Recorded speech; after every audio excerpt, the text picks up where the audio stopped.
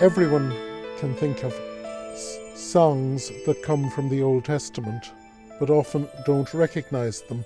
So for instance, singing "The Lord is my shepherd," singing one of the Psalms.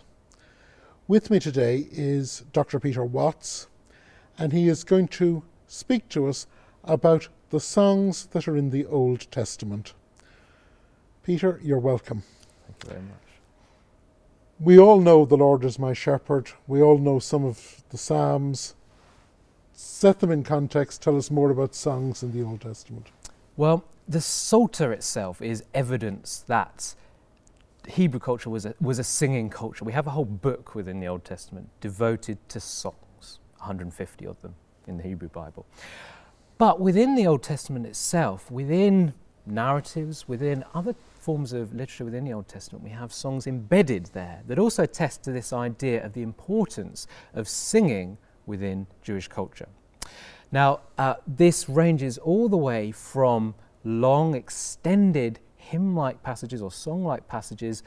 So the Song of Moses, when he dies, the Lord says to Moses, repeat this song to Israel and it will stand as a witness against them. And a whole chapter, Deuteronomy 32, is devoted to this song. The problem is not a song in the form that we might expect a song today, hardly catchy by English standards. But one thing we need to note there is that what's important in Hebrew song, including in the Psalms, is the idea of parallelism. So not necessarily rhyme or lines of equal length, but repeating the same idea. So Deuteronomy 32, the Song of Moses, a lengthy song within that prose context. A short song that doesn't even mention God, so we can't call this a hymn. In Numbers, the Song of the Well, Numbers 21, a song about a well, and perhaps with the idea that this has come from the surrounding culture and has been taken over and included into the text. So a real range of songs in that sense, but attesting to the importance of singing within culture. Now, the rabbis noticed this, if you like, and they grouped these songs, and they talked about 10 songs within the Hebrew Bible, and the list differed. It doesn't really matter what those 10 songs are, but the point is you can go through Israel's salvation history within the Old Testament and measure it by songs. The first being Exodus 15, the Song of the Sea, where God delivers his people from Egypt. And as they cross through and when they've come through the Red Sea, the Egyptians have been defeated, they sing. First Moses and all Israel, and then the women, led by Miriam, respond. So this is generally the first song. And then a number in between, which are somewhat interchangeable, but mark salvation history. One would be the Song of Hannah in 1 Samuel, where Hannah gives thanks, having been barren, for the birth of Samuel, give thanks to God. So sometimes referred to as a prayer, but the sort of the language, the idea that there are words there that aren't used in the surrounding context. The form is perhaps more concise, expressive, suggesting that this is a song or hymn. So there's an overlap between hymns and songs and prayers in that sense. The same is true in Jonah, the second chapter of Jonah. We've had this narrative that everybody knows, but the second chapter, sometimes called the Prayer of Jonah in English translations where you've got a heading. But again, this song-like text where Jonah cries out to God, addressing somebody in the second person, "You, O God," from the belly of the fish. And then the rabbinic tradition goes then all the way from this first song, the Song of the Sea, all the way through to what they call the New Song. The idea that in the New Age, the messianic, the eschatological age, Israel will once again sing. So in their salvation history, the songs have fallen silent. Psalm 137, how can we sing the songs of Babylon, songs of Israel in a foreign land, i.e. Babylon? So the songs have fallen silent in exile. The temple has been destroyed. How can we praise if the temple has been destroyed? The Psalms, often referred to as the hymn book of the temple, this has fallen silent. This great musical tradition that we read about in Chronicles, but the 10th song that the rabbis talk about is the new song. Now, Isaiah mentions this explicitly in Isaiah 42:10. He talks about, in relation to the Messiah or the servant, the singing of a new song when things are restored, the praise of God in the future. And of course this is picked up in the New Testament in the book of Revelation, the final restoration, singing of a new song. And of course one of the slight problems is that we tend to refer to the book of Psalms, but of course that's a Greek word, and a psalm is just a song in Greek. So we should, if we were to refer to it just as the book of songs, Yeah.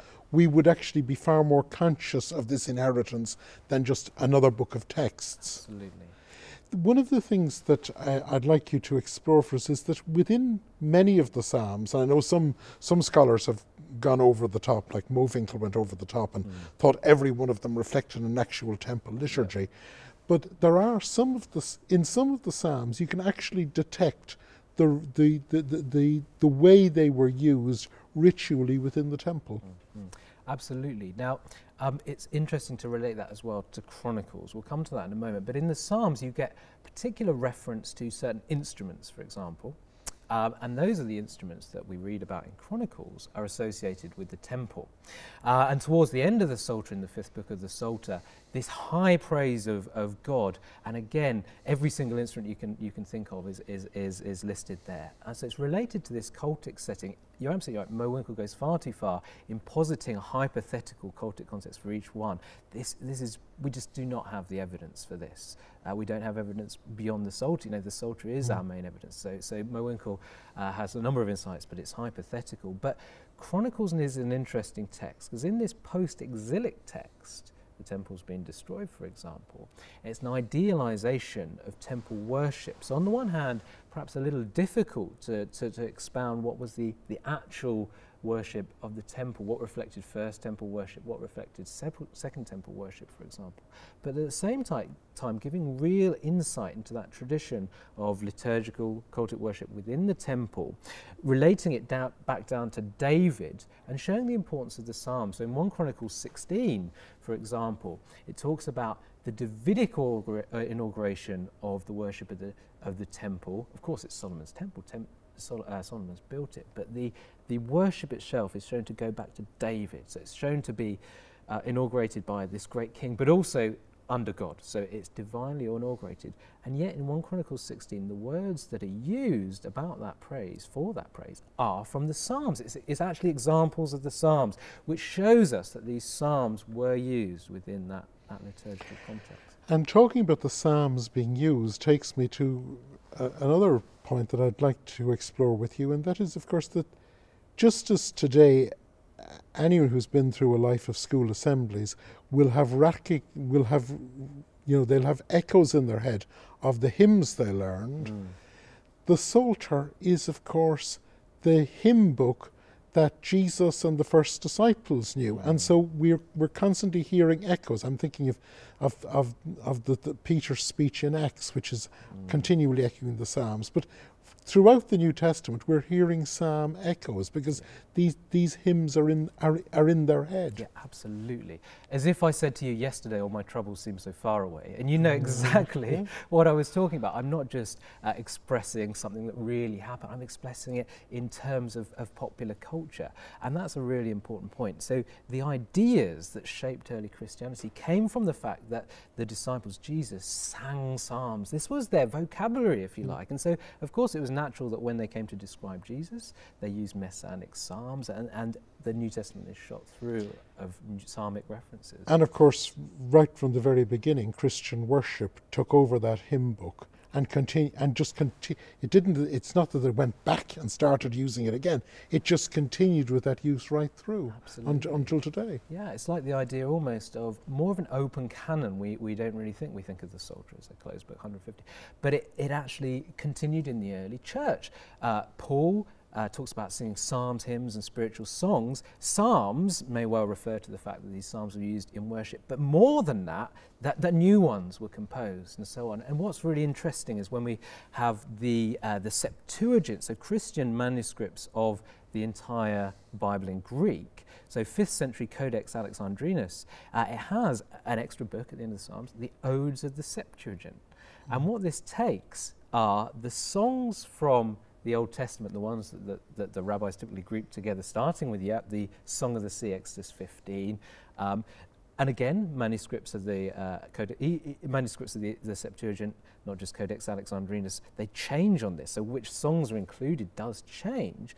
But at the end of this, when we've had all the Old Testament songs, among the songs of the Septuagint are also included the Lucan hymns, the Magnificat and the Nunc Dimittis. And we also have a number of other songs, as if this whole tradition is brought together, and this Septuagint, this manuscript from the 5th century, includes a Christian book for worship, as well as the Psalms. And of course the other thing is we tend to pick up the book, the Bible, and we see it as words on a page, and words on a page are read silently. But of course we have to remember that many of these texts, the Song of the Well in Numbers looks like the most boring, detailed, like it's called Numbers for a purpose, it's got so many numbers, but yet in the middle of it, it's actually got this tape recording, and we've actually got to hear these texts. This is really important because it also shows us that these songs within the Old Testament, yes, they're to be heard, but also that we have this oral tradition that goes back even beyond the written form of the text. So some of the oldest texts within the Old Testament are the hymns, whether the Song of Deborah in Judges 5, some have argued this goes back to the 12th century. So this is a preserved tradition. And this is interesting because when that song is set within Judges 5, it jars a little bit with the narrative. The same is true of Exodus 15, the Song of the Sea. This long song, this victory song at the sea seems to a bit different from the surrounding context. We've had a story about Moses leading the people. All of a sudden this song is all about God. Fair enough, it's a different perspective. But then it goes on to talk about the Lord bringing his people into the land, which actually at this stage hasn't happened. So actually what we've got preserved in these songs are some of the oldest forms of corporate memory. Peter, thank you for coming and talking to us today. Thank you.